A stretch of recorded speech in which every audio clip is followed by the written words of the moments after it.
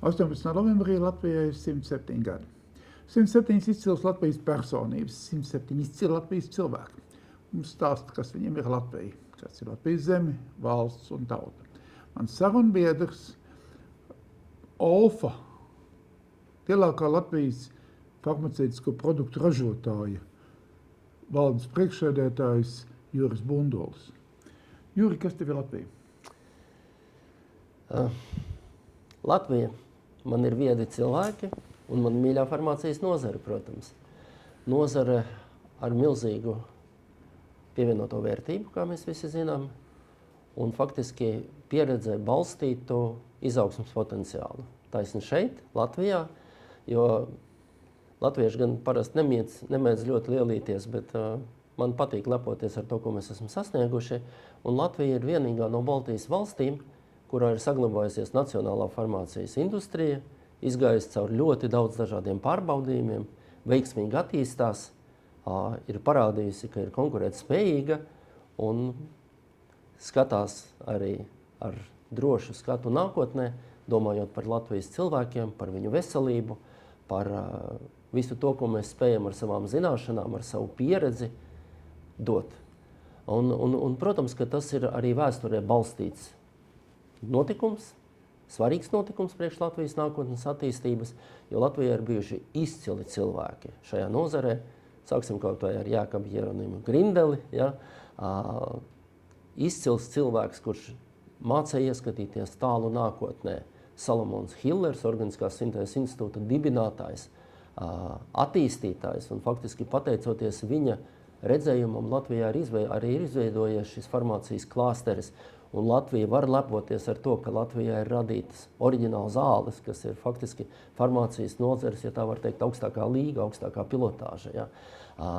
Šobrīd Latvijas zāļu ražotāji ir tādā dinamiskas attīstības no vienas puses procesā, no otras puses tā kā gatavojās jaunai attīstības fāzei caur šo vēstures pieredzi zināmā mērā, jo pārsvarā mēs ar visu to, ka mēs turpinam ražot savus oriģinālu zāles, gan Olfa, gan arī Grindeks, faktiski divi lielākie Latvijas zāļu ražotāji.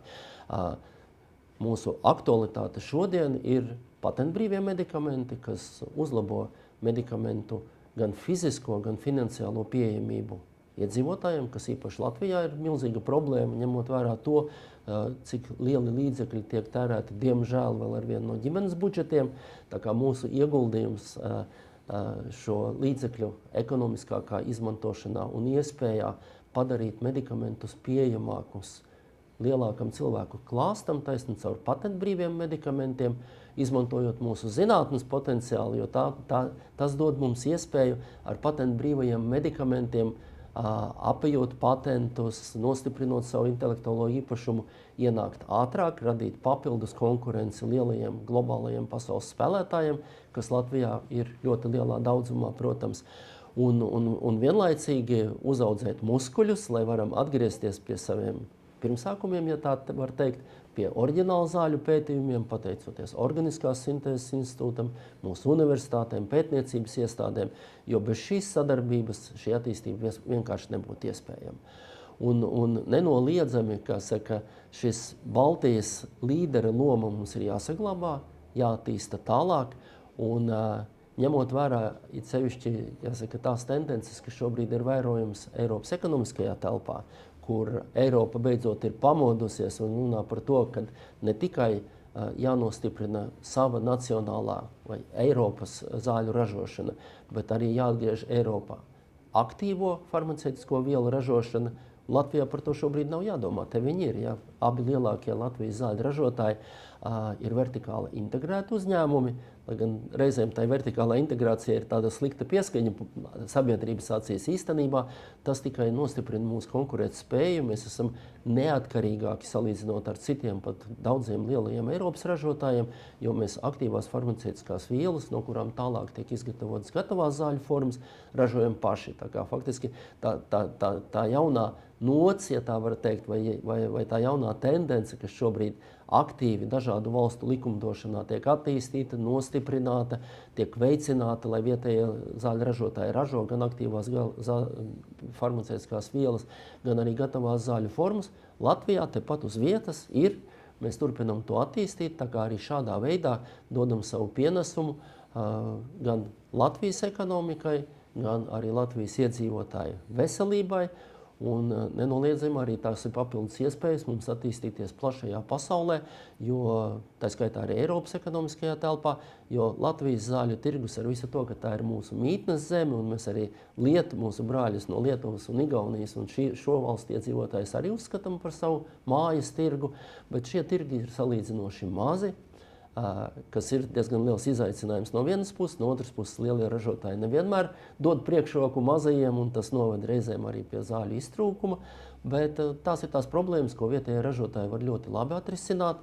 Nemaz nerunājot par vēl vienu ļoti aktuālu tēmu, tie kritisko medikamentu krājumi, ja, kas tagad izskan visur, rada papildus satraukumu reizēm pacientiem, kas galīgi nav labi. Tā ir vietējo ražotāju atbildība vispirms savās valstīs šos krājumus nodrošināt. Mēs esam nākuši ar priekšlikumu, ko mēs varētu nākotnē attīstīt. Tā skaitā arī ar zināmām tādām interesantām iniciatīvām likumdošanā, lai nostiprinātu vietējo ražotāju lomu. Tā kā farmācijas nozarei ir ļoti labas izaugsmes iespējas, un viss ir tikai mūsu pašu rokās. Un nešaubīgi pateicoties Latvijas cilvēkiem, gudriem, zinošiem, zināšanas augstošiem, mēs varam attīstīties, un par to man nav ne mazāko šaubu. Un es gribu novēlēt visiem Latvijas iedzīvotājiem labu veselību, lai zāles nav pārāk bieži jālieto, bet, lai tas tā notikt, ir jābūt atbildīgiem un prasīgiem vispirms katram vienam pašam pret sevi. Tad viss būs labi. Un tomēr kādi jautājumi papildus ir drīkst. Droši. Par to, kāda ir ražotāju sadarbība ar augstāko izglītību un vidējo speciālo izglītību. Tas ir, ka mums ir iespējas veidot gan ķīmiķis, gan farmaceitus, kuriem būs nākotnes perspektīvas. Ja mēs runājam par sadarbību ar mācību iestādēm, tad faktiski Olfa ir ļoti daudz šajā jomā jau izdarījusi un turpinās darīt. Tā skaitā mēs varbūt tā domājot par tādu tālāku perspektīvu, esam arī inicijējuši skolotāju programmu visiem labi zināmo, kur mēs skolotājiem, kuri taisās mācīt nākošos ķīmiķus, un tagad mums ir pievienojušies citi vēl mūsu grupas uzņēmumi. Mēs runājam ne tikai par ķīmijas skolotājiem, bet par bioloģijas skolotājiem, par matemātikas skolotājiem. Tas ir tādā ilgtermiņā vairāk domājot, ja, un stipendijas, lai jaunieši tiešām gan paši apgūtu zināšanas, gan būtu gatavi dalīties ar savām zināšanām. Mēs sadarbojamies ar augstskolām, mēs nodrošinām prakses vietas, mēs cenšamies piedalīties arī mācību procesā. Tas dod iespēju mums saulaicīgi pamanīt šos talantus, piesaistīt viņus uzņēmumiem.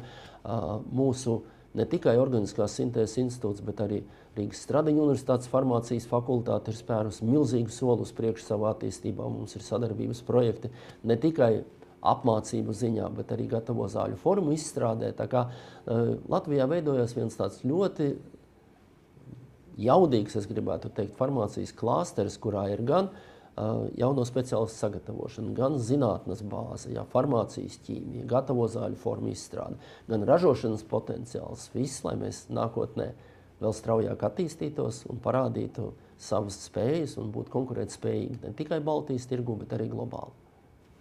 Paldies tev par stāstījumu, lai Olfa zeļ un plaukst. Jā, lai Latvijas farmācija zeļ un plaukst.